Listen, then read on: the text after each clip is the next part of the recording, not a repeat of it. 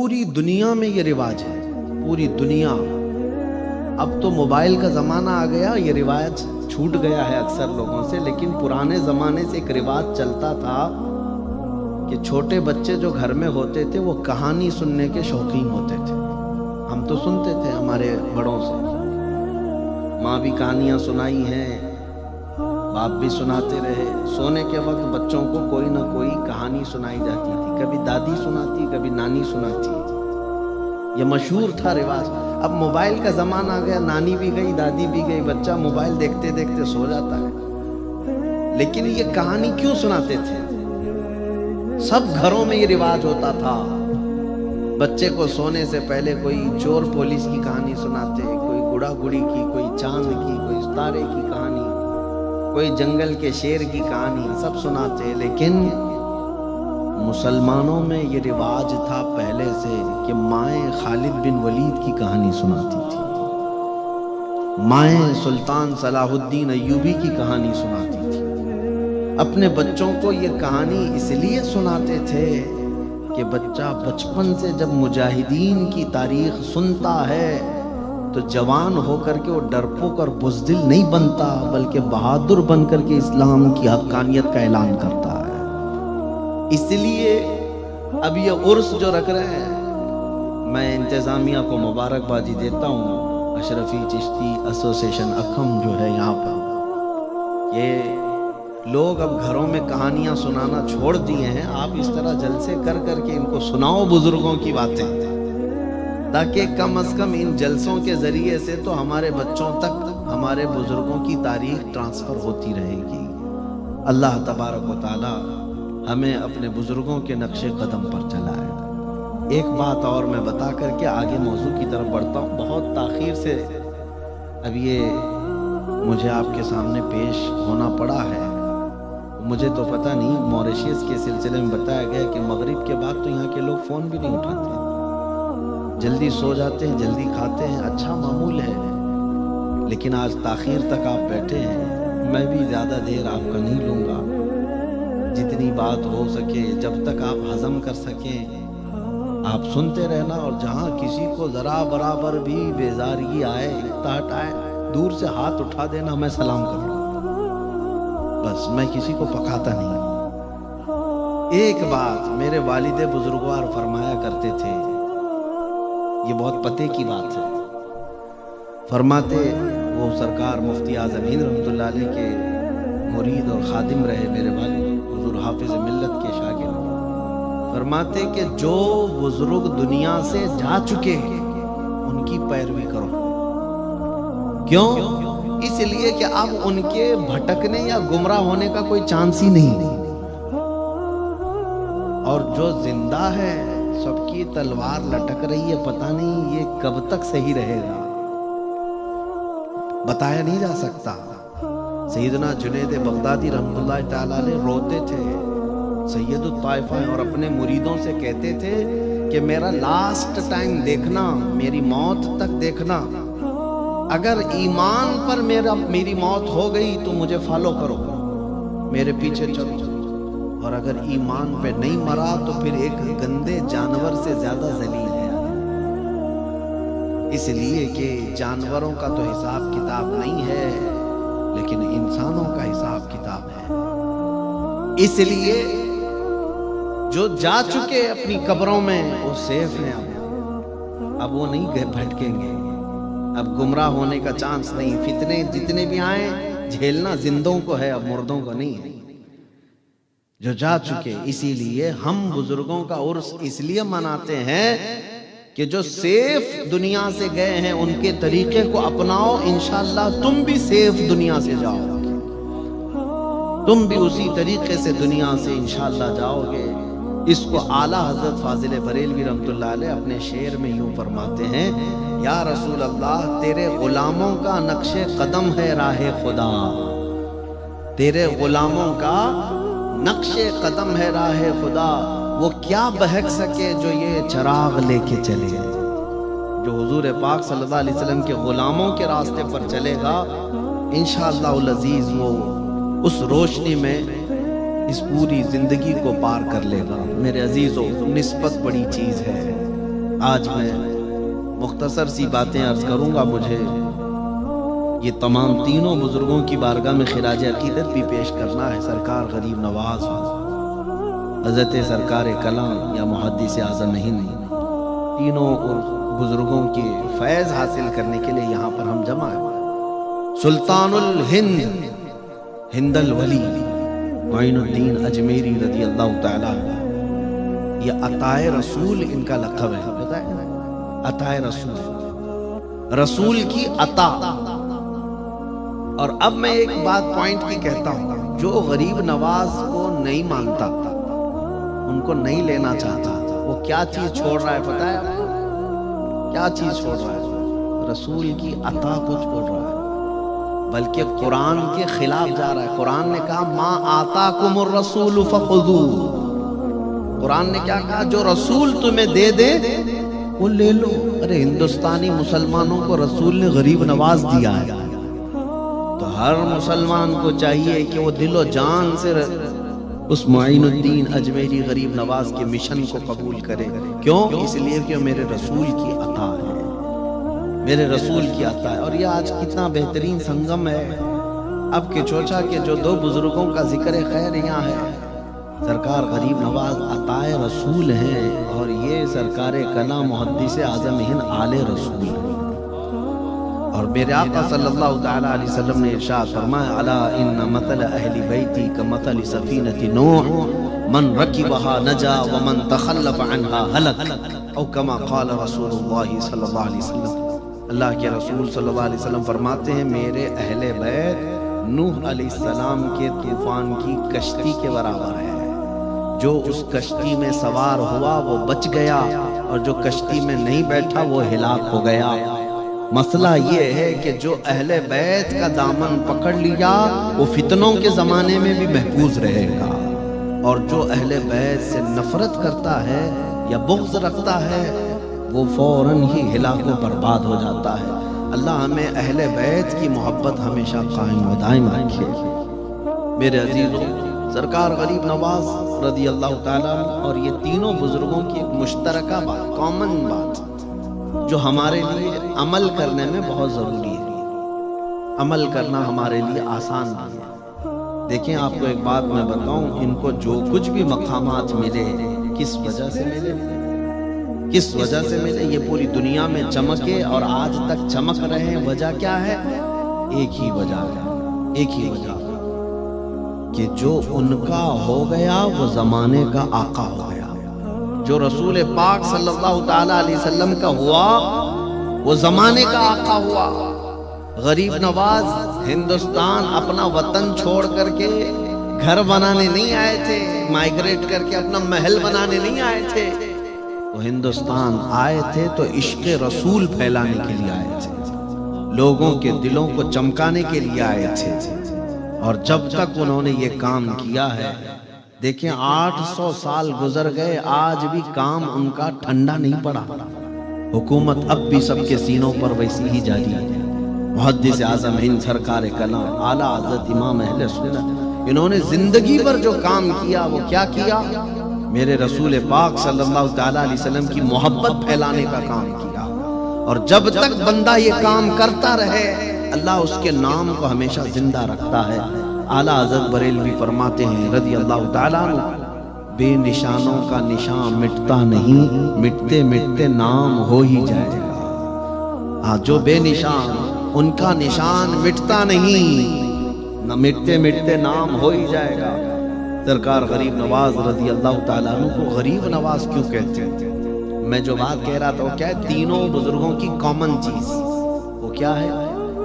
تینوں بزرگوں کی مشترکہ چیز جو آج مجھے آپ کے سامنے کہنا ہے وہ کیا ہے؟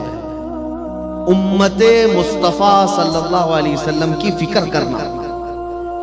یہ آج میرا میسج ہے آپ کے لیے. رسول پاک صلی اللہ علیہ وسلم کی امت کا خیال کرنا یہ بزرگوں کی خاص عادت ہے، جس کی وجہ سے ان کو بلند مقامات ملتے ہیں.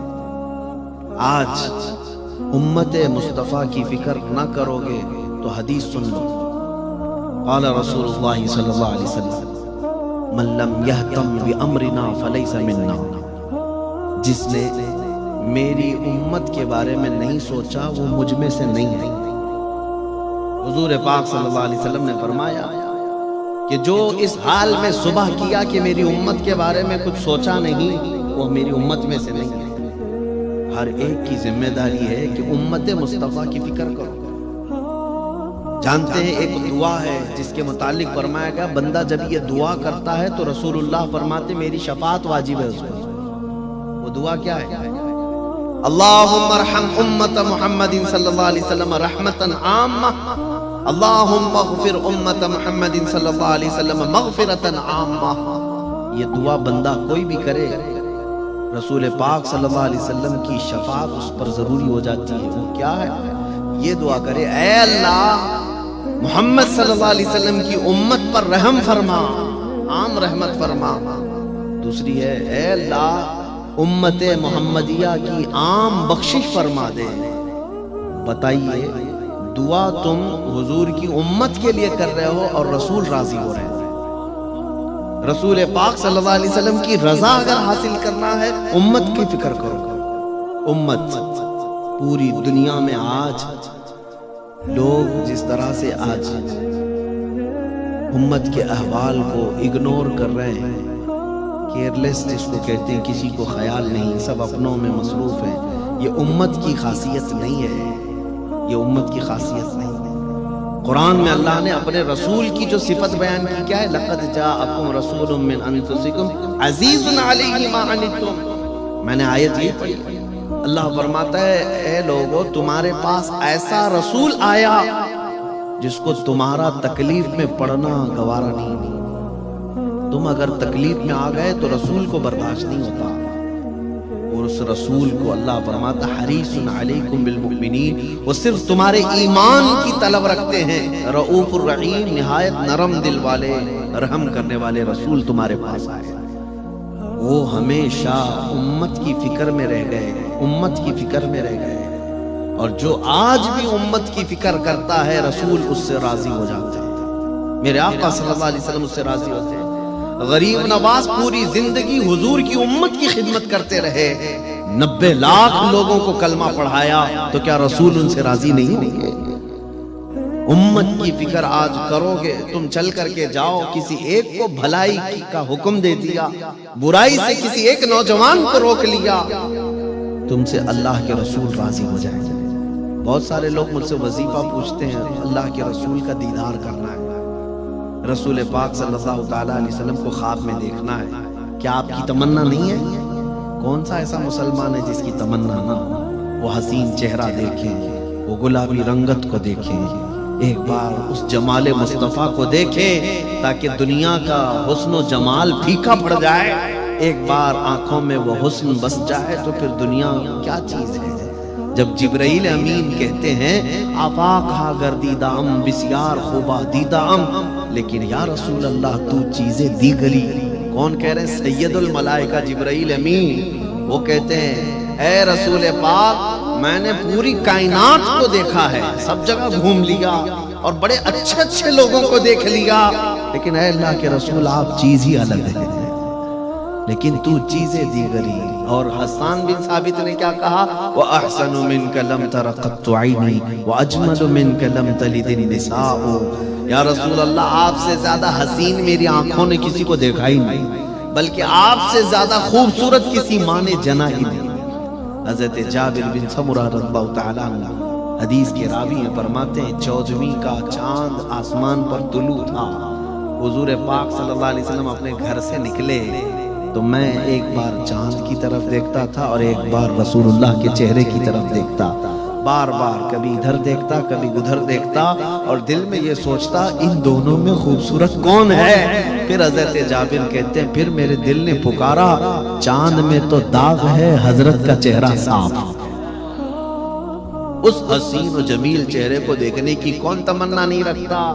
لیکن کون سا وظیفہ میں آپ کو دوں؟ روزانہ درود پڑھو، روزانہ سبحان اللہ پڑھو، روزانہ الحمدللہ پڑھو، درود اکبر۔ بہت سارے لوگ وظیفے کرتے ہیں، لیکن سب سے آسان وظیفہ جبرائیل امین بھی جانتے ہیں کہ اللہ کے رسول کو راضی کرنا ہو، ایک ہی وظیفہ ان کی امت کی بات کرو، وہ جلدی راضی ہوتے ہیں۔ ان کی امت کی بات کرو وہ جلدی راضی ہوتے ہیں. کیوں؟ وہ رسول دنیا میں آئے تھے تب بھی رب حبلی امتی کہتے آئے، اور جب دنیا سے جا رہے تھے تب بھی رب حبلی امتی ہی کہتے رہے. تو جس رسول کو امت کا سب سے زیادہ درد ہے، احساس ہے، آج بھی جب ان کی امت کی کوئی فکر کرتا ہے تو وہ رسول اس سے راضی ہوتے ہیں. اور جب وہ راضی ہو جائیں تو پھر تمہیں کسی بڑے وظیفے کی ضرورت نہیں، وہ خود ہی اپنے جلوے تمہیں دکھانے کے لیے آئے انشاءاللہ. امت کی فکر، یہی بزرگوں کا جو شیوا تھا. میں آپ کو بتاؤں، غریب نواز سلطان الہند، نام بہت کم لوگ جانتے ہیں لیکن غریب نواز جانتے ہیں. ان کا نام ہے کیا؟ غریب نواز. ان کا نام حسن ہے، لقب غریب نواز، لیکن اتنا مشہور ہو گیا، اتنا مشہور ہو گیا. محدث اعظم ہند فرماتے ہیں سرکار غریب نواز کے متعلق، تیرے در کی یہ کرامت بارہا دیکھی، تیرے در کی یہ کرامت بارہا دیکھی. غریب آئے اور ہو گئے غریب نواز. یعنی لوگ جو غریب آئے تھے وہ خود ہی غریب نواز ہو گئے، دوسروں کو نوازنے والے ہو گئے. تو غریب نواز جو لقب ہے یہ کیوں آپ کو کیوں دیا گیا؟ الگ الگ روایات ہیں. میں نے ایک روایت جو بزرگوں سے سنی وہ آپ کے حوالے کر رہا ہوں کہ آپ کے پیر و مرشد عثمان ہارونی رحمت اللہ تعالی علیہ بیٹھے ہوئے تھے، اور غریب نواز کے جو ہم اثر دوسرے علماء تھے جو خواجہ عثمان ہارونی کے شاگرد تھے، غریب نواز کے ساتھی تھی، عبادت میں سب بڑے بڑے پہنچے ہوئے تھے. ایک دن پیر و مرشد سب کا ٹیسٹ لے رہے تھے، امتحان، تمہارے مجاہدے، تمہاری عبادتیں کہاں تک پہنچی. اس میں ایک بزرگ سے کہا کہ تم کیا کر سکتے ہو. اس بزرگ نے اپنے مسلح سے نیچے ہاتھ ڈالا اور کچھ ہیرے جواہرات نکال کر خواجہ عثمان ہارونی کے پاس رکھا. کہا حضور دنیا کی دولت جب چاہے اٹھا کر کے میں یہاں پھینک دوں. کسی ایک بزرگ نے موتیاں نکال کر کے رکھ دی، کوئی سونا نکال کر کے دکھایا. اب جب حضرت خواجہ معین الدین حسن چشتی کو کہا تم بھی کچھ بتاؤ، تو انہوں نے اپنے جیب میں ہاتھ ڈالا جبے میں اور گرم گرم 2 روٹیاں نکال کر کے رکھ دی پیر و مرشد کے پاس. تو دوسروں نے دیکھا بڑے بڑے سونا نکالے، چاندی نکالے، جواہرات، موتیاں سب بزرگوں نے نکالی، اور معین الدین حسن نے صرف 2 روٹیاں ہوئی، 2 روٹیاں. ابھی یہ 2 سب کے بارے میں بات چلی رہی تھی کہ دروازے پر ایک فقیر آیا. فقیر آیا اور کھٹکھٹایا اور کہا کہ اے اللہ والو میں بھوکا ہوں، مجھے کچھ دے دو، مجھے کچھ کھلاؤ. تب جب حضرت خواجہ عثمان ہارونی جو پیر و مرشد ہیں انہوں نے کہا کہ دیکھ یہاں جواہرات ہیں، سونا ہے، چاندی ہے، موتیاں ہیں، یہ لے لے، اٹھا لے. وہ فقیر نے کہا نہیں، وہ سب نہیں، جو تمہاری گود میں 2 روٹی ہے وہ دے دو، اس لیے کہ بھوک لگی ہے اور پیٹ نہ سونا بھرتا ہے، نہ چاندی نہ موتی. پیٹ اگر بھرتا ہے تو روٹی سے ہی بھرتا ہے. تو اس کے بعد وہ دے دیا اس فقیر کو. تب ان کے پیر و مرشد نے فرمایا سب نے اپنی اپنی استطاعت کے مطابق نکالا، لیکن معین الدین نے وہ نکالا جو غریبوں کو نوازنے والی چیز ہے. یہ غریب نواز، امت کی فکر، غریبوں کی فکر. یہاں تک کہ اجمیر معلیٰ میں بیٹھے ہوئے ہیں، ہر جمعرات کو سرکار غریب نواز روزہ رکھتے تھے، آپ کی عادت تھی ہر جمعرات کو. ایک فقیر آیا لاہور سے مٹھائی لے کر کے، لمبا سفر کر کے آیا اور حضرت خواجہ غریب نواز کے پاس کہا کہ حضور یہ مٹھائی قبول کر لیجیے. تو آپ نے لے لیا اور رکھ لیا. وہ فقیر ضد کرنے لگا نہیں میرے سامنے کھائیے تھوڑا سا. حالانکہ اس دن روزے سے تھے، مرید بھی تھے، خلیفہ بھی تھے، لیکن اس فقیر کو معلوم نہیں، نفل روزہ تھا. حضرت خواجہ غریب نواز نے فرمایا کہ میں بعد میں کھا لوں گا، لیکن اس نے کہا نہیں میرے سامنے تھوڑا کھا لیجیے، بہت دور سے لے کر کے آیا ہوں، دل رہ جائے گا. حضرت نے اس مٹھائی کو کھولا اور کھا لیا. لیکن وہ جو موجود تھے خلفاء مریدین وہ تعجب کرنے لگے، سرکار غریب نواز روزے سے تھے اور مٹھائی کھا لی گئی، یا آج روزہ نہیں تھے آپ؟ وہ فقیر خوش خوش ہنستا ہوا جب چلا گیا تو سبوں نے پوچھا حضور کیا آج آپ روزہ نہیں تھے؟ کہا تھا۔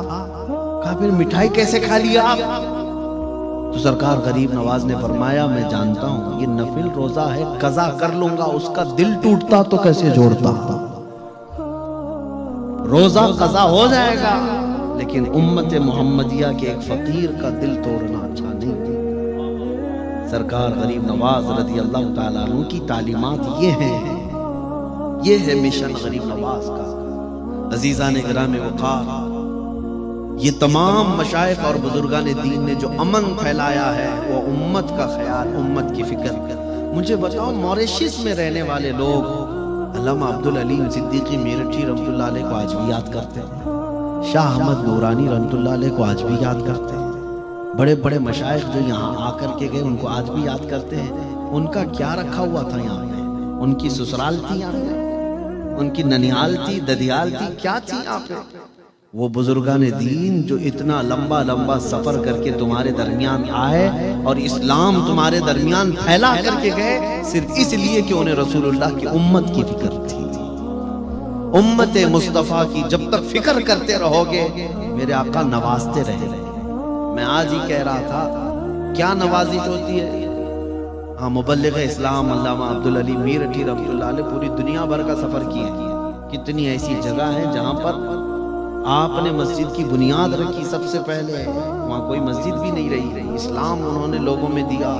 لیکن جب آخر عمر میں مدینہ شریف پہنچے تو بارگاہ رسالت مآب میں یہی عرض کیا کہ مجھے دنیا سے اجر نہیں، اے گنبد خضرا کے مکین تجھ سے مدد کی طلب ہے۔ آپ سے اجر کی تمنا ہے، اور رسول پاک صلی اللہ علیہ وسلم نے اجر کیا دیا؟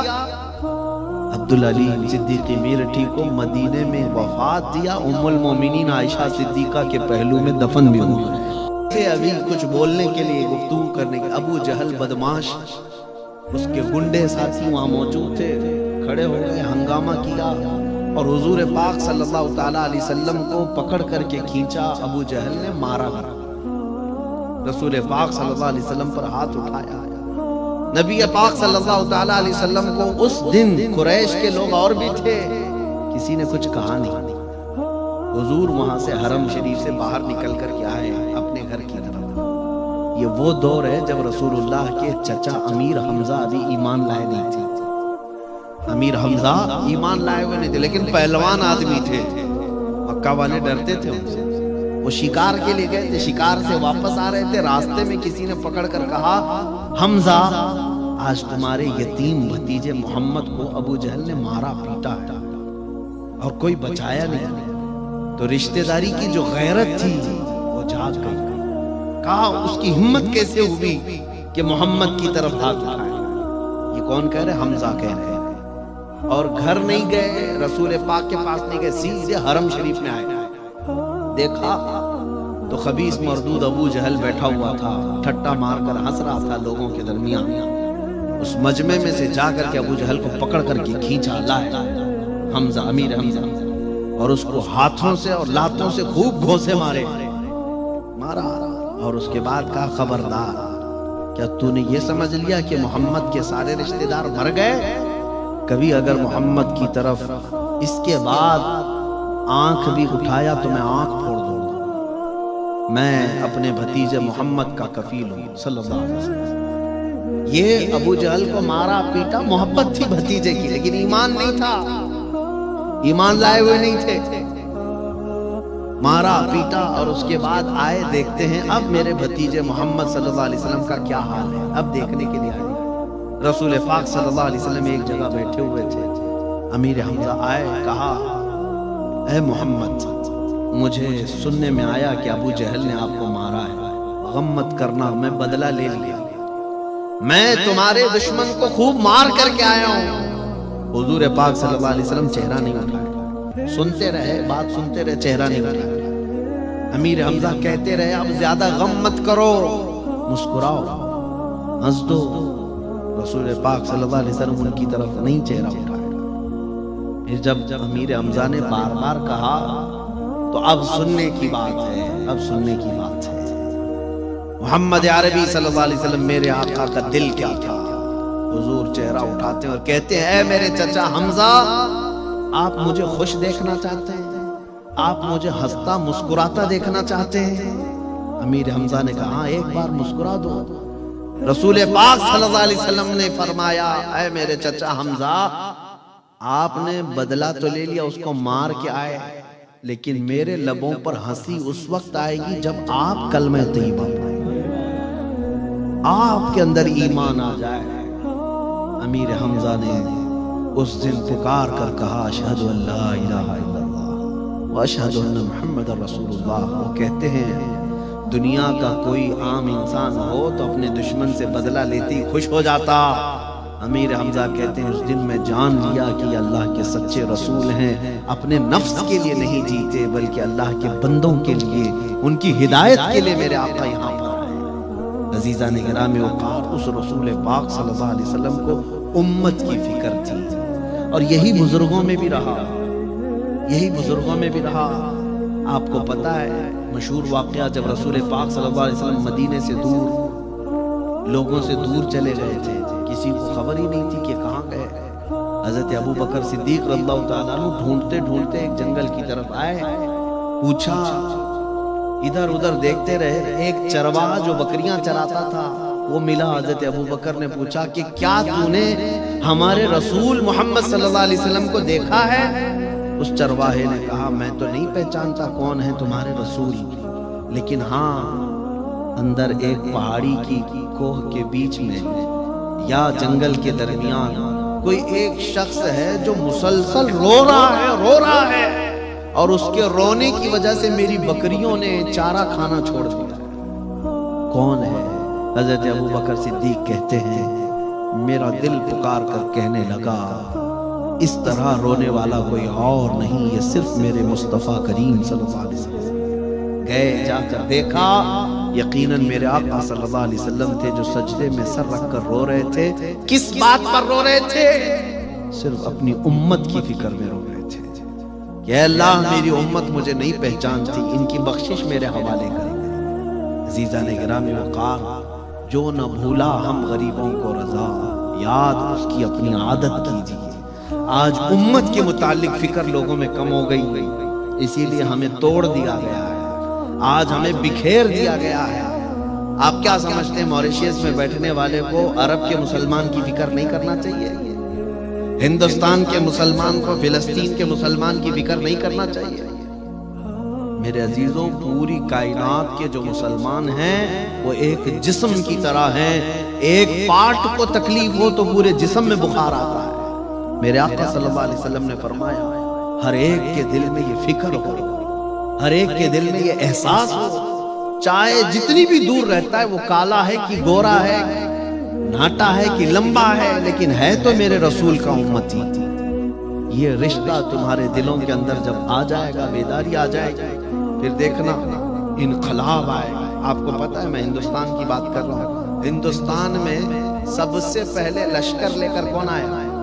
سرکار غریب نواز رضی اللہ تعالیٰ عنہ تو بہت بعد میں، سن 90 ہجری میں حضور کی وفات کے 80 سال بعد ہندوستان میں 10,000 کا لشکر لے کر سب سے پہلے آنے والا جو شخص تھا وہ محمد بن قاسم، اور ان کی ایج کیا تھی پتہ ہے؟ 19 سال کا جوان، 19 ایئرز، ٹین ایج کا نوجوان، اور 10,000 کا لشکر لے کر کے آیا تھا۔ کیوں آیا تھا پتہ ہے آپ کو؟ ہندوستان فتح کرنا، جھنڈے گاڑنا یہ نہیں، بلکہ ایک حادثہ ہو گیا تھا۔ کچھ عورتیں مسلمان حج کے لیے جا رہی تھیں، اور اس وقت وہاں ایک راجہ تھا، راجہ دابر سنگھ، اس کے گنڈوں نے یہ عورتوں کو قید کر لیا، ان کا مال لوٹ لیا، ان کی عزت پر حملہ کیا۔ تو عورتیں پکار کر کہنے لگی کوئی ہے ہمارا بھائی جو ہماری مدد کو آئے؟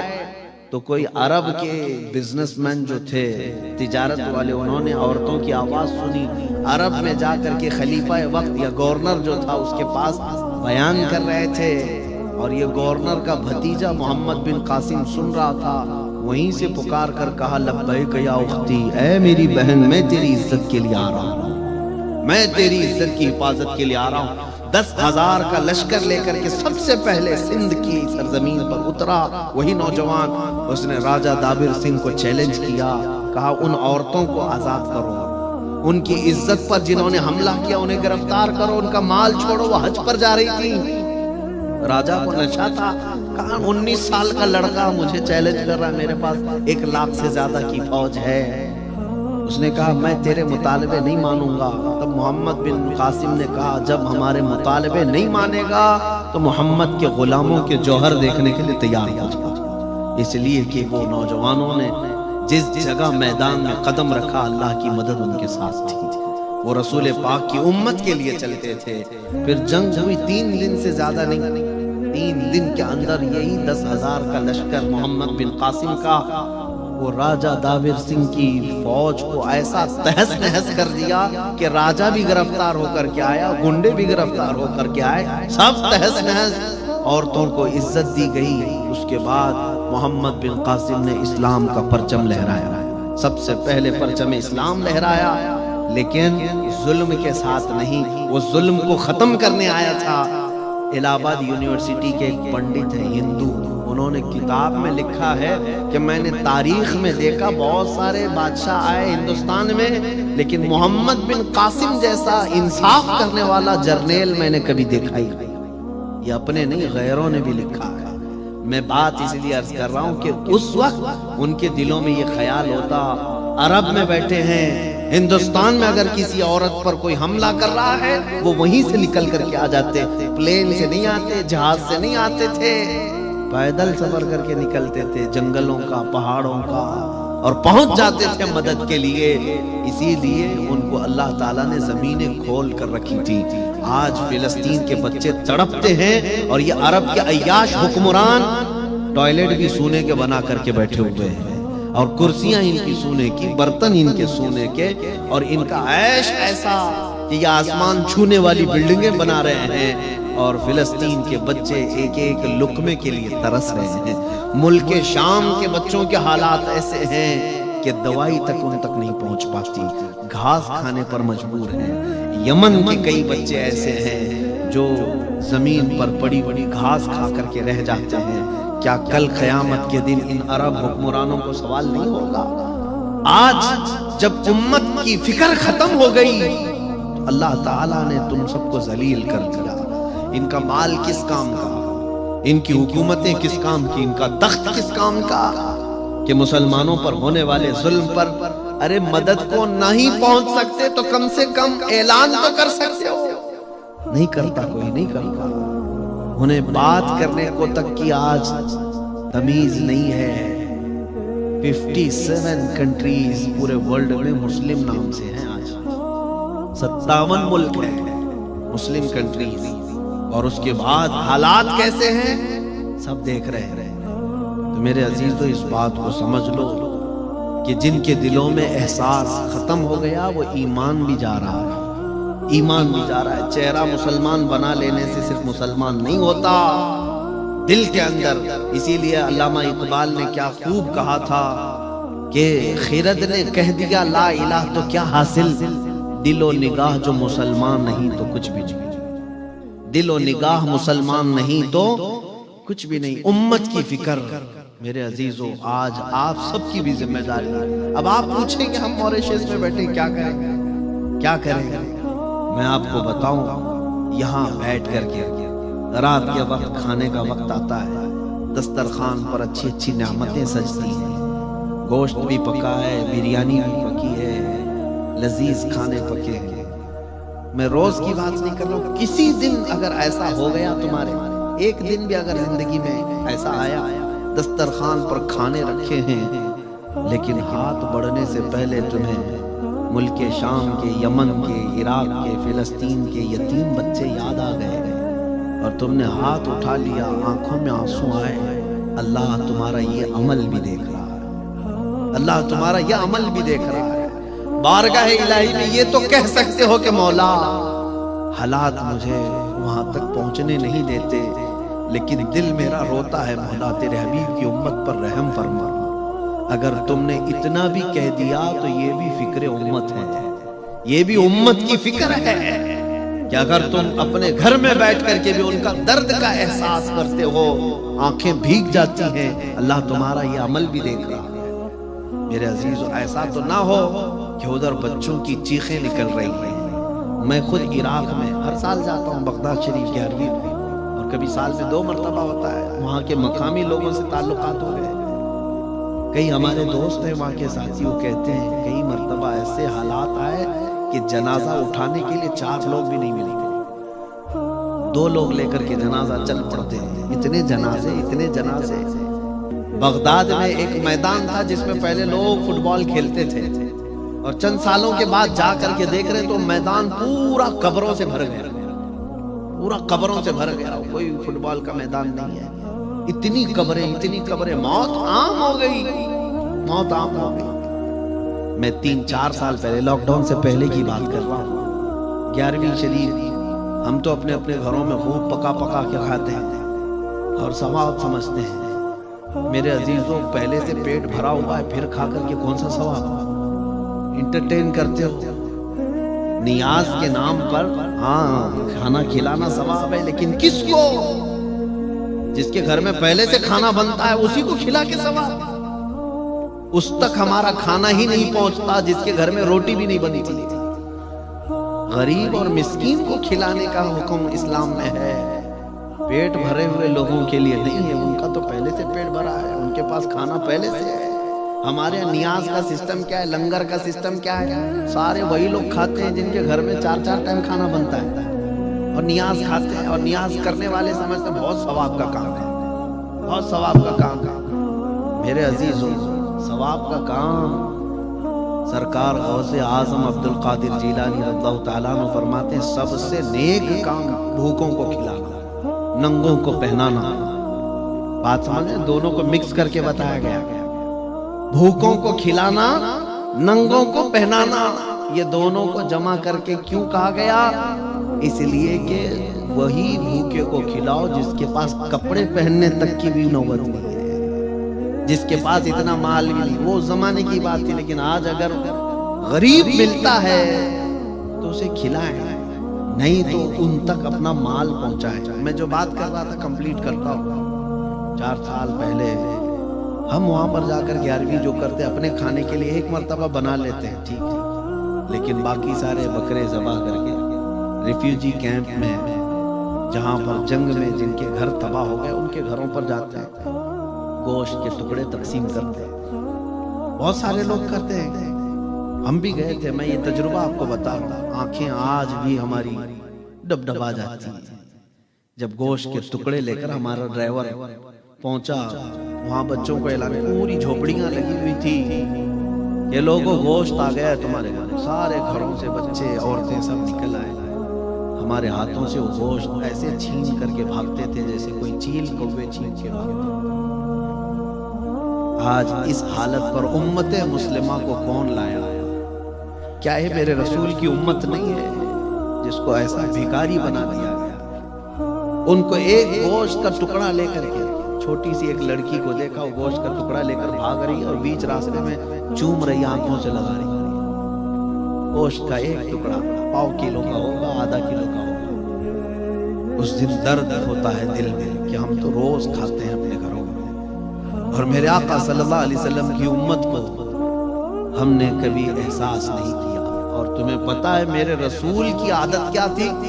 ماں عائشہ صدیقہ فرماتی ہیں میرے بستر میں حضور آرام کرتے تھے، کبھی بجلیوں کی آواز آتی تو رسول اللہ بستر چھوڑ کر باہر نکل جاتے تھے، باہر چلے جاتے تھے اور رونے لگ جاتے تھے، دعا کرتے، استغفار کرتے۔ حضرت عائشہ پوچھتی ہیں یا رسول اللہ جب بھی بجلیاں آتی ہیں آپ کیوں بستر سے نکل کر باہر آتے ہیں، روتے ہیں؟ رسول پاک صلی اللہ علیہ وسلم فرماتے ہیں اے عائشہ مجھے ڈر لگتا ہے جب بجلیاں آتی ہیں پچھلی امتوں کا عذاب یاد آتا ہے، کہیں یہ بجلیاں میری امت پر عذاب بن کر نازل نہ ہو جائے۔ میں اللہ کی بارگاہ میں استغفار کرتا ہوں کہ مولا عذاب مت نازل کر میری امت پر۔ جو نہ بھولا ہم غریبوں کو رضا، یاد اس کی اپنی عادت کیجیے۔ آج ہم بھولے بیٹھے اس رسول کی امت کو۔ عزیزان گرامی وقار، قرآن نے تمہیں کیا کہا؟ کنتم خیر امت اخرجت للناس تأمرون بالمعروف وتنہون عن المنکر وتؤمنون باللہ. تم کو انسانوں میں سب سے بہترین امت بنایا گیا. کیوں؟ اس لیے کہ تم لوگوں کو اچھائی کی طرف بلاتے ہو، برائیوں سے روکتے ہو، اللہ پر غیب پر ایمان لاتے ہو. اچھائیوں کی طرف بلانا تم نے چھوڑ دیا. بہت سارے نوجوان بچے آج نشہ کے اڈوں پر رات رات گزارتے ہیں. بڑے بڑے شہروں میں حالات ہو گئے. ہمارے محلوں میں نشہ بیچا بھی جاتا ہے، خریدا بھی جاتا ہے، کھلایا بھی جاتا ہے، پلایا بھی جاتا ہے. اور بہت سارے ذمہ دار لوگ ہیں، وہ جانتے ہیں، چھوڑ دیتے ہیں. نہیں، اس کو کون بولے گا، وہ میرے خلاف کھڑا ہو جائے گا، فلاں ہو جائے گا. تمہیں اگر امت مصطفیٰ کی فکر ہے، اسے بچاؤ، اسے بچاؤ، اسے روکو. اس کو روکنے کے طریقے ہیں مار کر کے نہیں، تھپڑ لگا کر کے نہیں، ڈانٹ کر کے نہیں. میں نے خود دیکھا ہے اپنی زندگی میں، میں نے دیکھا ہے. ایک دو نہیں، میں آپ کے سامنے سینکڑوں بچے لا کر کے رکھ دوں گا جنہوں نے نشہ سے توبہ کیا. الحمدللہ. میں یہ اپنی تعریف کے لیے نہیں کہہ رہا ہوں، لیکن کیا طریقہ کیا. صرف اتنا کہا اس نوجوان کو جو ایڈکٹ ہو گیا کہ تجھے اللہ کے رسول کا واسطہ دیتے. اگر رسول پاک صلی اللہ تعالیٰ علیہ وسلم سے دل میں محبت رکھتا ہے تو چھوڑ دے اس چیز کو، چھوڑ دے. اس لیے کہ وہ رسول تجھ سے بہت محبت کرتے ہیں. اس رسول نے فرمایا تمہارے پاؤں میں کانٹا بھی چبھے تو اس کا درد مجھے ہوتا ہے.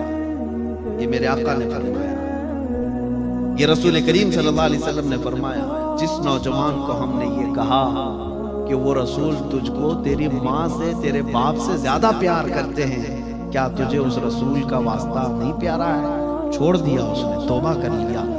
بہت سارے ایسے ہیں الحمدللہ، وہ آج فجر کی نماز کے بھی پابند ہیں. طریقہ کار ہے. امت کی فکر کرنا چھوڑ دیا تو پھر ہماری امت ٹکڑوں میں بدل گئی. سب یہ سوچتے ہیں اس کو میں کیوں بولوں، اس کو میں کیوں بولوں. نہیں، تمہاری ذمہ داری ہے، تم خیر امت ہو. برائیوں سے روکنے کے لیے آئے ہو، اچھائیوں کا حکم دینے آئے ہو. عزیزان گرامی اوقات، وقت زیادہ طویل ہو گیا. میں ان بزرگوں کی بارگاہ میں کچھ عرض نہ کر سکا. سرکار محدث اعظم ہند رحمۃ اللہ تعالیٰ علیہ کی صرف اتنی بات میں آپ کو بتا دوں کہ وہ محدث اعظم ہند تھے. محدث اعظم ہند. حدیث میں جو سب سے زیادہ مہارت حاصل کرتا ہے اس کو محدث کہتے ہیں. اور وہ بھی محدث اعظم ہند، ہندوستان کے بڑے محدث تھے. دیکھیے، میں ابھی آپ کو ایک بات بتا دوں، آج کے زمانے میں لقب دینا بھی آسان ہے. کوئی کسی کو کچھ بھی بول دے، ہاں یہ فلاں ہے، وہ فلاں ہے. فارسی میں ایک شعر ہے، پیراں نمی پرند مریداں می پرانند. فارسی میں کہا جاتا ہے پیر اڑتے نہیں ہیں، مرید اڑواتے ہیں. مرید اڑاتے ہیں، ارے ہمارے پیر تو چوتھے آسمان پہ رہتے ہیں. دوسرا کہتا ہے تیرے چوتھے پہ، میرے پیر تو ساتویں پہ رہتے ہیں. پیر کے بارے میں مرید جو ہے نا اڑاتے رہتے ہیں. لقب مرید جو چاہے دیتے رہتے ہیں. ایک مرید کہتا ہے میرے پیر تو اجمیر میں نماز پڑھتے ہیں لیکن رہتے یہاں ہیں. دوسرا کہتا ہے نہیں، میرے پیر تو مکہ مدینے میں پڑھتے ہیں، رہتے یہاں ہیں. ہاں، یہ بہت سارے لوگوں میں مقابلہ ہوتا رہتا ہے. میں ان سے کہتا ہوں تمہارے پیر نماز ہی نہیں پڑھتے، نہ مکہ میں، نہ مدینے میں، نہ اجمیر میں، بیٹھ کے یہاں کھاتے رہتے ہیں. ان سے کہو کھانا بھی وہیں کھا کے آ جائیں. ہاں میرے عزیزوں، میں یہ بات اس لیے کہہ رہا ہوں کہ پیروں کو لقب دینے میں بہت آسان ہے. مرید جو چاہے لقب دے دیں گے، لیکن محدث اعظم ہند کو لقب کس نے دیا؟ کیا یہ مریدوں نے لقب دے دیا؟ ان کے چاہنے والوں نے دے دیا؟ نہیں، بلکہ ان کو پڑھائے ہوئے استاد نے لقب دیا. استاد اپنے شاگرد کو کہہ رہا ہے. اور وہ بھی علم حدیث میں کچھ بزرگوں کو 40 سال لگ گئے، کسی کو 50 سال لگ گئے. بخاری شریف پڑھاتے پڑھاتے جب ان کو محدث کہا جاتا ہے، لیکن حضرت محدث اعظم ہند کو صرف 17 سال کی عمر میں محدث اعظم ہند کہا گیا. یہ آپ کا کمال تھا علم حدیث میں. اللہ تبارک و تعالیٰ ان کے فیوز و برکات ہم سب کے سینوں پر جاری و ساری فرمائے. اور صرف حدیث میں نہیں، ایک جگہ اعظم گڑھ میں آپ نے تقریر فرمائی تھی محدث اعظم ہند. جو موجود لوگ تھے وہ کہتے ہیں ایک تقریر میں ہم نے دیکھا 25 لینگویج استعمال کیے تھے. 25 زبانیں الگ الگ آپ نے استعمال کی. وہ جس میدان میں گئے اس کے بادشاہ تھے، جس میں مناظرے میں گئے مناظرے میں دیوبندیوں کے دانت کھٹے کر کے آئے، مناظر اعظم بھی تھے، ایڈوکیٹس تھے، وکیل حضرات ان کے سامنے بات کر رہے تھے بھاگلپور میں، 1 گھنٹہ تک تقریر کیے، پورے آرٹیکلز جتنے بھی انڈین یہ جو ہمارے لا ہیں اس کے بارے میں بات کرتے رہے، پینل کوڈ فلاں، یہ آرٹیکل 3 سب بات کرتے رہے۔ تو وکیل جتنے بیٹھے ہوئے تھے ایڈوکیٹ، انہوں نے کہا کہ آپ انڈین لا کے حافظ ہیں، ہمیں یاد نہیں ہے ساری چیزیں، آپ تو ایسا پڑھ رہے ہیں جیسے کہ آپ نے حفظ کیا ہے۔ بہرحال میرے عزیزو، یہ سب کمال ہے عشق رسول کا۔ جو بندہ اپنے آپ کو رسول اللہ کے لیے وقف کرتا ہے، دنیا کے سارے علوم اس کو صدقے میں دے دیے جاتے ہیں۔ اعلیٰ حضرت نے بھی یہی فرمایا، بچپن میں مجھے میتھمیٹکس پڑھنے کا، منطق اور فلسفی پڑھنے کا شوق تھا، کتابیں لے کر بیٹھتا تھا۔ میرے والد گرامی حضرت علامہ نقی علی خان صاحب آئے، دیکھا میں یہ میتھمیٹکس حساب کی کتابیں پڑھ رہا ہوں، تو انہوں نے میرے ہاتھ میں سے کتابیں لے لی، کہا احمد رضا یہ سب کیا پڑھ رہا ہے، رکھ کہا علم حدیث پڑھ، رسول اللہ کے دین کی یعنی فقہ پڑھ، حدیث پڑھ، اور وہ حدیث اور فقہ کے صدقے میں اللہ سارے علوم یوں ہی تجھے عطا کر دے گا۔ اور پھر اللہ نے ایسا نوازا اعلیٰ حضرت کو کہ میتھمیٹکس میں ان کی لکھی ہوئی کتابوں کا پروفیسر لوگوں کے پاس بھی جواب نہیں آج۔ بہرحال جو کچھ بھی ملتا ہے وہ میرے مصطفیٰ کریم صلی اللہ علیہ وسلم سے وفا کرنے پر ملتا ہے۔ اخیر میں میں یہی کہوں گا کہ یا رسول اللہ، خلق کے حاکم ہو تم، رزق کے قاسم ہو تم، جو ملا تم سے ملا، تم پہ کروڑوں درود، بے ہنر و بے تمیز کس کو ہوئے ہیں عزیز، ایک تمہارے سوا، تم پہ کروڑوں درود۔ آج اہل موریشیس سے میں کہتا ہوں، آئیں ہم سب یہ عہد کرتے ہیں کہ اگر اپنی زندگی میں کسی کو راضی کرنا ہے، ایک بات میں آپ کو بتا دوں، کچھ نوجوان صرف چند دوستوں کو راضی کرنے کے لیے اپنا چہرہ بدل لیتے ہیں، ہاں داڑھی نکال کے پھینک دیا، کیوں؟ اس لیے کہ دوسرے لوگ ہم کو بولیں گے پرانے زمانے کا آدمی لگ رہا ہے، کیا بوڑھا ہو گیا، مولانا ہو گیا، مولوی صاحب ہو گیا۔ اس کو صرف چند لوگوں کو راضی کرنے کے لیے اپنے آپ کو بدل لیا، لیکن پھر بھی وہ راضی نہیں رہتے، پھر بھی نہیں راضی رہتے۔ تم دنیا کو ننگا ہو کر کے بھی راضی نہیں کر سکو۔ ایک بات یاد رکھیں، کچھ بھی اپنے آپ کو بدل لو، لوگ بولتے رہیں گے اور تم کو یہ دنیا چھوڑتی نہیں، یہ کپڑے پہنو تو مجھے بولتے ہیں، عام کپڑے پہنو تو بولتے ہیں، اگر سادے کپڑے پہن کر کیا ہو تو بولتے ہیں مولانا تو یہ کچھ ہے ہی نہیں، بھیکاری دکھتا ہے۔ بہت زیادہ کپڑے پہن لو، اچھے کپڑے پہن لو تو بولتے ہیں پتہ نہیں کہاں سے پیسہ لا رہا ہے۔ سائیکل پر جاؤ تو غریب ہے، یتیم ہے بیچارہ، کار میں جائے گا تو بولے سب کا مال لوٹ کے جا رہا ہے۔ تو لوگوں کی کوئی بھی یہ رہتی نہیں، لیکن میں یہ کہتا ہوں کہ تم اپنے آپ کو کیوں بدلنے جا رہے ہو؟ جس کے دل میں یہ بات آتی ہے نا، لوگ کیا کہیں گے، لوگ کیا کہیں گے، ایسا کروں گا لوگ کیا کہیں گے، ان کے لیے میں ایک ہی جملہ کہتا ہوں، لوگ کچھ نہیں کہتے، مرنے کے بعد صرف انا للہ کہتے ہیں، بس یہی ایک اچھی چیز بولتے ہیں، انا للہ و انا الیہ راجعون۔ باقی زندگی میں ان کا خیال مت کرو کیا کیا بولتے تھے۔ لوگوں کے لیے جیتے رہو گے تو یہ لوگ کتا بنا دیتے ہیں، کچھ بھی بنا دیتے ہیں، لیکن اگر آپ کو راضی کرنا ہو تو مدینے کے تاجدار کو راضی کرو، اس لیے جو بہت جلدی راضی ہوتے ہیں۔ اپنے خدا کو راضی کرو، وہ ایک سجدے میں راضی ہوتا ہے، ایک سجدے میں راضی ہوتا ہے۔ باقی دنیا کو راضی کرتے کرتے لوگ تھک گئے، لیکن دنیا راضی نہیں ہوتی، اور اگر ایک راضی ہو گیا تو دوسرا ناراض ہے۔ آپ محلے میں رہتے ہیں، پورے محلے کو راضی کر کے دکھاؤ، چیلنج ہے میرا۔ ہاں آپ کیا سمجھتے ہیں؟ نہیں ہو سکتا۔ میں اپنے لیے کہہ رہا ہوں، میں اپنے لیے کہتا ہوں، سننے والے ہمارے لاکھوں ہوں گے، لیکن گالیاں دینے والے بھی، نفرت کرنے والے بھی۔ تو اگر میں ان نفرت کرنے والوں کو دیکھوں تو اپنے آپ کو بہت کچھ ادھر ادھر کرنا پڑ جائے گا۔ مجھے شیخ سعدی رحمت اللہ علیہ کی وہ بہت اچھی بات یاد آتی ہے کہ آپ سے کسی نے کہا کہ آپ کو فلاں برا بولتا ہے، فلاں برا بولتا ہے، اس کا بھی تو کچھ جواب دو۔ انہوں نے کہا تھا مجھے جو پیار کرتے ہیں ان کے لیے میرے پاس ٹائم نہیں، نفرت کرنے والوں کو کہاں ٹائم دوں؟ پہلا حق تو ان کا ہے، جو چاہتے ہیں ان کا حق ہے، میرے عزیزوں، ہم بچپن میں ایک چیز پڑھتے تھے، میں صرف یہ اس لیے کہہ رہا ہوں، کوئی لطیفہ نہیں، اپنے آپ کو کچھ نوجوان صرف اس لیے چینج کرتے ہیں کہ دنیا میں اچھا لگوں، دنیا میری تعریف کرنے لگے۔ تم اپنے آپ کو چینج کرتے ہو لیکن پھر بھی گالی کھاتے ہو، پھر بھی برا۔ تم نے اپنے ہیئر سٹائل الگ کر لیے، ہاں لباس کا سٹائل بدل لیا کسی کو راضی کرنے کے لیے، لیکن ایک راضی ہوا دوسرا بولتا ہے ارے کیسے کپڑے پہنتے ہیں۔ تمہاری یہی زندگی گزر جائے گی، کوئی نہ کوئی تم میں عیب لگاتا رہے گا۔ بچپن میں ہم نے کتاب میں ایک بات پڑھی تھی کہ بیچارے ایک شوہر بیوی گدھا لے کر کے جا رہے تھے، تو شوہر نے بیوی کو بٹھایا، گدھا خود پکڑ کے جا رہا تھا، عورت ہے ساتھ میں اس کو سوار کرے۔ چوک پہ بیٹھے ہوئے لوگ کمنٹس کرنے لگے بیوی کا غلام جا رہا ہے، عورت کا غلام ہے، عورت کو بٹھایا خود چل کے جا رہا ہے۔ اس کو بات بری لگی، عورت کو اٹھایا خود بیٹھ کے جانے لگا۔ تھوڑی دور آگے جانے کے بعد کچھ لوگوں نے دیکھا اور کہا ظالم آدمی ہے، عورت کو چلا رہا ہے خود بیٹھا ہوا، خود بیٹھا ہوا۔ وہ بیچارہ اتر گیا، کہا کہ نہیں چلو کوئی نہیں بیٹھے گا، دونوں چل کے جاتے ہیں۔ تیسری جگہ کچھ لوگ بیٹھے تھے، انہوں نے کہا کتنے بیوقوف ہیں، سواری ہے پھر بھی چل کے جاتے ہیں، سواری ہے ساتھ میں لیکن پھر بھی پیدل جا رہے ہیں۔ اس نے کیا کہا اب ایک ہی چیز باقی رہتی، گدھے کو اٹھا کے لے جاؤ۔ اب کیا بچا؟ لوگوں کی باتوں سے بچنے کے لیے لاسٹ چیز بچی، گدھے کو اٹھا دو۔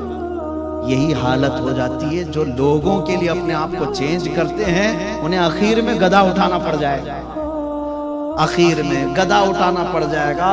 اس لیے اس کا علاج کیا ہے؟ اس کی نہ دیکھو، اس کو راضی نہ کرو۔ بریلی کے امام نے یہ فرمایا آج لے ان کی پناہ، آج مدد مانگ ان سے، آج لے ان کی پناہ، آج مدد مانگ ان سے، کل نہ مانیں گے قیامت میں، اگر مان گیا انہیں جانا انہیں مانا، نہ رکھا غیر سے کام، للہ الحمد میں دنیا سے مسلمان گیا۔ تمہارے جسم پر کپڑے پھٹے ہوئے ہوں، پیوند لگا ہوا ہو، بال الجھے ہوئے ہوں، لیکن رسول کے لیے جیتے تھے، وہ رسول پاک کبھی یہ نہیں کہتے کہ اس کے کپڑے پھٹے ہوئے ہیں، اس کا جسم فلاں ہے۔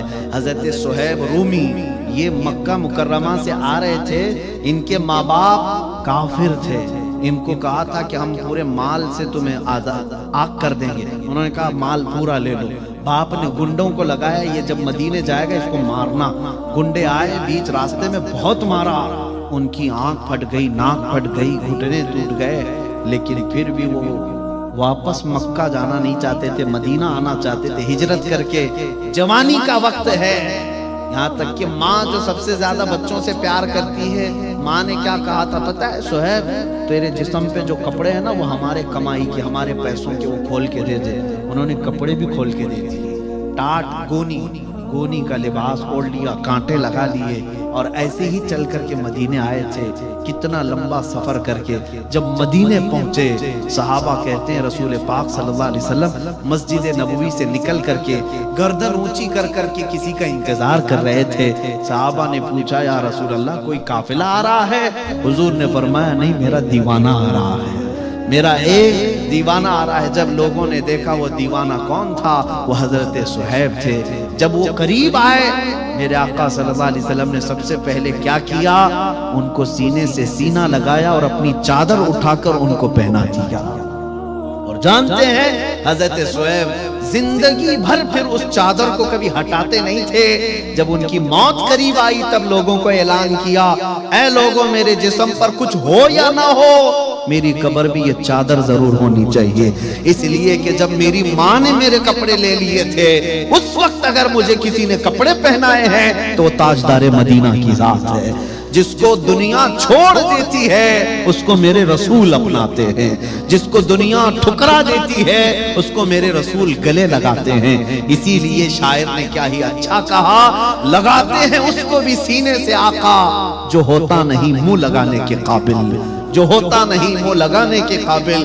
اس لیے میری ریکویسٹ اپیل یہی ہے، دنیا کو راضی کرتے کرتے تم بوڑھے ہو جاؤ گے، یہ دنیا کبھی راضی نہیں ہوگی۔ راضی کرنا ہو تو تاجدار مدینہ کی ذات کو راضی کرو، اور وہ بہت جلدی راضی ہوتے ہیں، اور ان کو راضی کرنے کا سب سے بہترین کام یہ ہے، آج سے عہد کرو جو سیدہ فاطمہ الزہرا نے کہا تھا، ان کی بیٹی نے کہا تھا۔ آپ کو میں نے واقعہ ادھورا چھوڑ دیا، حضور سجدے میں رو رہے تھے مدینے میں، کسی کے اٹھانے سے اٹھتے نہیں تھے۔ حضرت فاطمہ الزہرا نے آ کر کیا کہا تھا حضور پاک صلی اللہ علیہ وسلم سے، اے میرے ابا جان آپ سر اٹھا لیں، آپ کی بیٹی فاطمہ جب تک زندہ رہے گی کوئی رات سوئے گی نہیں، ہر رات آپ کی امت کی بخشش کی دعا کرے گی۔ رسول پاک راضی ہو گئے، اللہ کے رسول راضی ہو گئے، کیا بات کیا؟ امت کی دعا کروں گی۔ سیدہ فاطمہ الزہرا امت کی بخشش کی دعا کرتی رہی، میرے آقا راضی ہو گئے۔ آج اگر میرے مصطفیٰ کو راضی کرنا ہو، آج سے یہی کہو، یا رسول اللہ میں اپنے لائف کے لیے، اپنے سیلف کے لیے بہت جی لیا، اپنے گھر کے لیے بہت جی لیا، اے اللہ کے حبیب اب میں زندہ رہوں گا، پل پل ہر دن آپ کی امت کا خیال کروں گا، آپ کی امت کی فکر کروں گا، جہاں طاقت ہوگی پہنچ کر کے، جہاں نہیں ہوگی دعاؤں سے آپ کی امت کی بھلائی کرتا رہوں گا، اور اللہ کی بارگاہ میں بھیک مانگتا رہوں گا، آؤ میرے آقا راضی ہو جائیں گے۔ مجھے یقین ہے کہ آج کے اس عرس میں انشاءاللہ العزیز جب ہم دعا کریں گے میرے آقا کی بارگاہ میں، میرا وجدان یہ کہتا ہے کہ جس کا دل مچل جائے، آج کی رات خوش نصیبی کی ہو سکتی ہے، کسی کی خواب میں میرے آقا ضرور تشریف لائیں گے۔ جس کا دل مچل کر کے یہ کہے، اے اللہ کے رسول میں سوؤں گا تو آپ کی امت پر دعا کر کے سوؤں گا، اٹھوں گا تو آپ کی امت کی فکر کرتے ہوئے اٹھوں گا، جب امت کا خیال کرنے لگو گے وہ رسول خود تشریف لائیں گے۔ آئیں دعا کرتے ہیں، یا رسول اللہ میں مجرم ہوں آقا مجھے ساتھ لے لو، کہ رستے میں ہیں جا بجا تھانے والے، چمک تجھ سے پاتے ہیں سب پانے والے، میرا دل بھی چمکا دے، میرا دل بھی چمکا دے، میرا دل بھی چمکا دے چمکانے والے، برستا نہیں دیکھ کر ابر رحمت، بدوں پر بھی برسا دے برسانے والے۔ یا رسول اللہ تو جو چاہے تو میل میرے دل کے دھلیں، کہ خدا دل نہیں کرتا کبھی میلا تیرا، تیرے ٹکڑوں پہ پلے غیر کی ٹھوکر پہ نہ ڈال، چھڑکیاں کھائیں کہاں چھوڑ کے صدقہ تیرا، تیرے قدموں میں جو ہیں غیر کا منہ کیا دیکھیں، کون نظروں میں جچے دیکھ کے تلوہ تیرا۔ یا رسول اللہ ابھی وہ امی فدا کا آقائی و مولائی، بے ہنر و بے تمیز کس کو ہوئے ہیں عزیز، ایک تمہارے سوا تم پہ کروڑوں درود، گندے نکمے کمی مہنگے ہیں کوڑی کے تین، کون ہمیں پالتا تم پہ کروڑوں درود، کر کے تمہارے گناہ مانگے تمہاری پناہ، تم کہو دامن میں آ تم پہ کروڑوں درود، گرچہ ہیں بے حد قصور تم ہو عفو و غفور، بخش دو جرم و خطا تم پہ کروڑوں درود، شافی و نافی ہو تم، وافی و کافی ہو تم، درد کو کر دو دوا تم پہ کروڑوں درود، آنکھ عطا کیجئے اس میں ضیاء دیجئے، جلوہ قریب آ گیا تم پہ کروڑوں درود۔ یا رسول اللہ دل بے قرار ہے بے چین ہے، دل کرو ٹھنڈا میرا، وہ کفے پا چاند سا سینے پہ رکھ دو ذرا تم پہ کروڑوں درود۔ یا رسول اللہ تم ہو حفیظ و مغیث، کیا ہے وہ دشمن خبیث، تم ہو تو پھر خوف کیا تم پہ کروڑوں درود، کام وہ لے لیجئے تم کو جو راضی کرے، ٹھیک ہو نام رضا تم پہ کروڑوں درود، وآخر دعوانا الحمدللہ رب العالمین، السلام علیکم۔ مصطفیٰ جان رحمت پہ لاکھوں سلام، شمع بز میں ہدایت پہ لاکھوں سلام، مصطفیٰ جان رحمت پہ لاکھوں سلام، شمع بز میں ہدایت پہ لاکھوں سلام، جس سہانی گھڑی چمچا طیبہ کا چاند، جس سہانی گھڑی چمکا طیبہ کا چاند اس دل افروز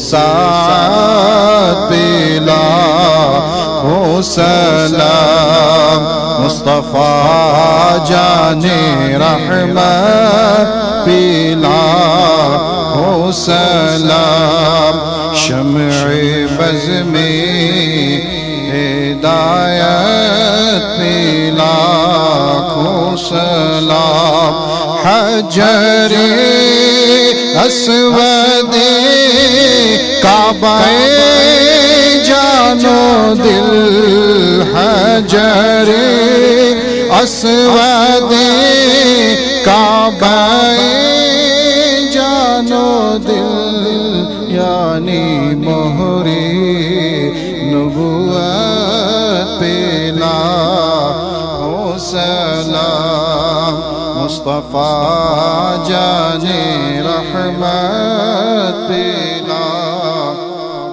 سلام شمع بز میں ہدایت پلا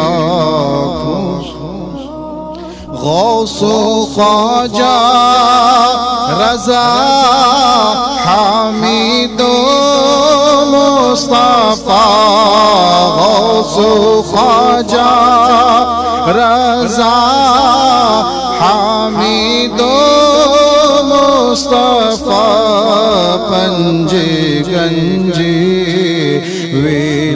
ولایت پلا ہو سلام مصطفیٰ جان رحمت پلا ہو سلام شمع بز میں